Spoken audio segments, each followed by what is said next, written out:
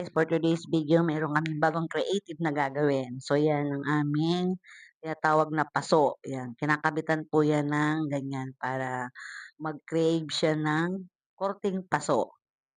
So, abangan natin ang next na step ng paggagawa ng flower vase. Gagawa naman natin ang susunod ay ang paggawa ng dahon. Yan, may nagawa na kami mga kulay blue. So, ito naman ay green na dahon. Usually, green naman talagang gamit ng dahon. Yan. Tapos, may blue. Ibubuhol nyo lang yan. Pag ganyan, itupi nyo lang ng mabuti. Tapos, yan sa dulo guys, yan. Bubuo, itatali nyo lang para hindi siya maghiwa-hiwalay. Ayan na, diba? Mukha na siyang dahon. This is for today's video. Tapos yung blue, ganun din guys. Kung ano yung ginawa ng nyo sa green, ganun din sa blue. Ayan na, may dahon na kami. So, mamaya natin susunod ang next episode. Ayan guys, i-glow natin para pagdikit-dikitin natin lahat ng mga inasimbol nating dahon-dahon at ikokortehan natin ng bulaklak. Ayan, lalagyan din ng glow na nadikitan na natin ng isa.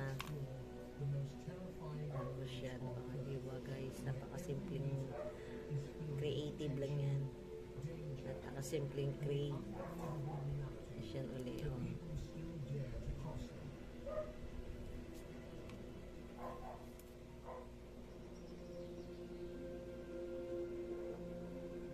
Kailangan 4 na dahon lang or 5 dahon na pagdidikit-dikitan nyo lang. Diba guys, napakaganda na. Ayan.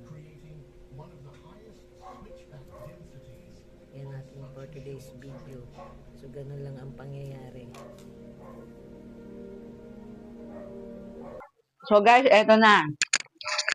Nireveal ko na yung gawa ng aking daughter. Yan ang gawa niya. Napaka-creative ng aking anak.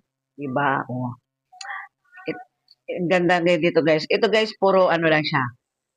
Puro wire siya. Tapos yun, magawa na lang kayo ng paso na pwede nyo pag-anuhan dito. Basta, kung ano-ano lang pwede natin magawa para lang meron tayong ma-create na pwedeng pagkakakitaan.